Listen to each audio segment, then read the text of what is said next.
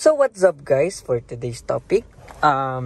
Narinig nyo na ba yung mga kasabihan ng mga matatanda na it is okay to purchase a 80,000 kilometer car than 50,000, 60,000 or 70,000 kilometer car. So ngayon na na-reach ko na yung 67 kilometers, as you can see, 67,000 kilometers. Na-realize ko na tama sila. Sobrang tama sila, guys. Reason behind kung bakit. Kasi nga, sabi nila, yung mga 80,000 kilometer car daw is yung mga problema daw na yung mga needed i-maintenance na palitan na. So, eto na-experience ko ngayon, guys. Yung sa tensioner pulley, tensioner pulley bearing, or what you call that, belt tensioner pulley bearing, yon. Actually guys, nag-iingay na siya ngayon. Yung ingay, yung parang nagkakaskasan na bakal.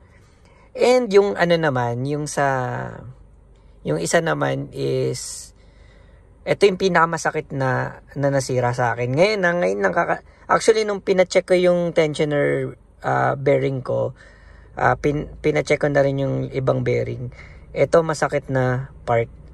Nasira yung compressor ko. Kumbaga, yung compressor ko, yung pulley niya may alog na. Gumagano na yung pulley. So, ang ginawa ko, sige, bearing lang naman yan.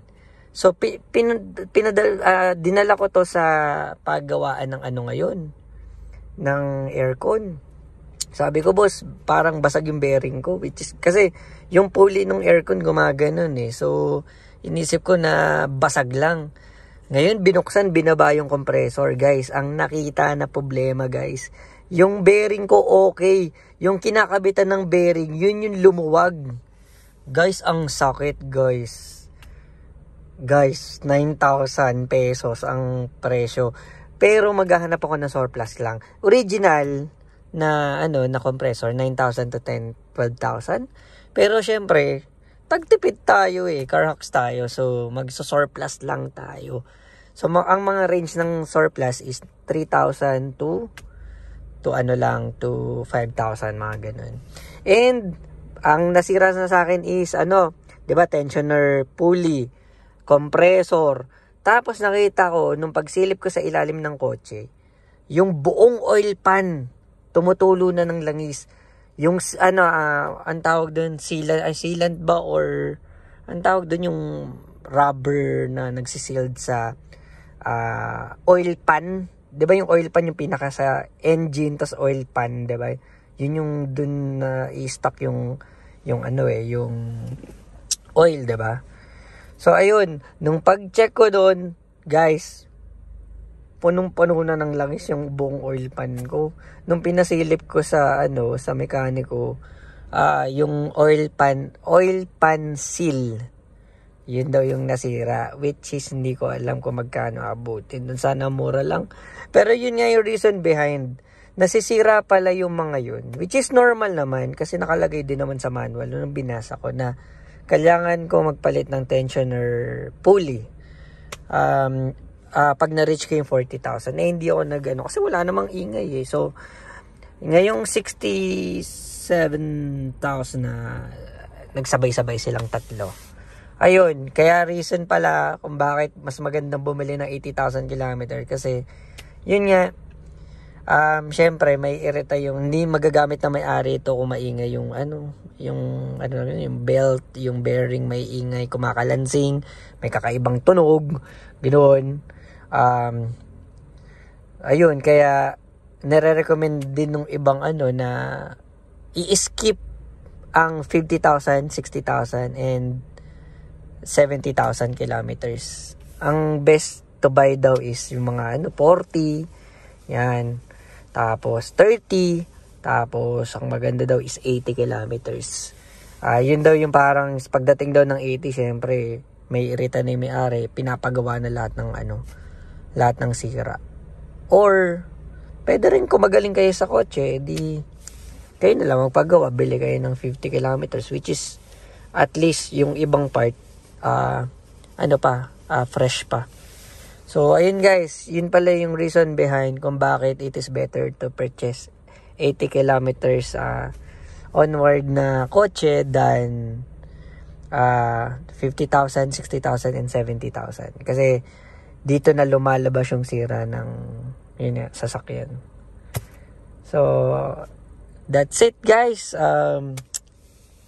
So far, eto 67. Guys, comment lang kayo kung ano pa yung mga dapat kong ipagawa. Baka naman may idea na kayo na, masisira na to. Ipagawa ko na rin, Jake. Diba? Parang, guys, I need your help. Tulungan nyo ako kung ano pa yung mga dapat kong ipagawa kahit habang hindi pa sira. Yung mga pasira pa lang na ipagawa. Syempre, yung kasabay ng tensioner pulley, yung syempre, yung belt niya papalitan ko na rin. Kasi magkasabay ang alam ko, magkasabay talaga si tensioner pulley at saka belt kong palitan. Magkasabay yan. So, ang mga pwedeng masira sa inyo 50, 60, 70,000 kilometers. Ang pwede masira sa inyo guys, tensioner pulley, palit belt, compressor, oil pan. So, yun yung apat na na-experience ko. Kaya kayo guys, I think yun yung watch out nyo pag na-reach nyo yung 50,000, 60,000, and 70,000 kilometers. Watch for those 4 items. Kung may na-miss out ako, chat nyo lang sa akin kung ano yung na-miss out ko na yung mga dapat kong palitan guys. Sabihin nyo na i-vlog ko para at least makatulong din tayo sa tropa pips nating mga car guys din. Malamig pa naman yung aircon ko, kung sa may magtatanong. Malamig, actually malamig siya, parang hindi sa sira. Pero yun lang, pag lumabas ka, may maririnig ang kalansing na. Dalawing kumakalansing ko ngayon sa makina. Tensioner pulley tensioner pulley bearing at saka yung compressor pulley. So yun guys. So guys, ayun, that's today's topic, and sana matulungan nyo pa ako kung ano pa yung dapat kong palitan habang ito pa lang yung nasisira, para sasabay-sabayin ko na para less hassle na ako in the future. Ayun guys, thanks for watching. Sana may naitulong ako sa video na to. And see you in my next video guys. Thank you. Bye!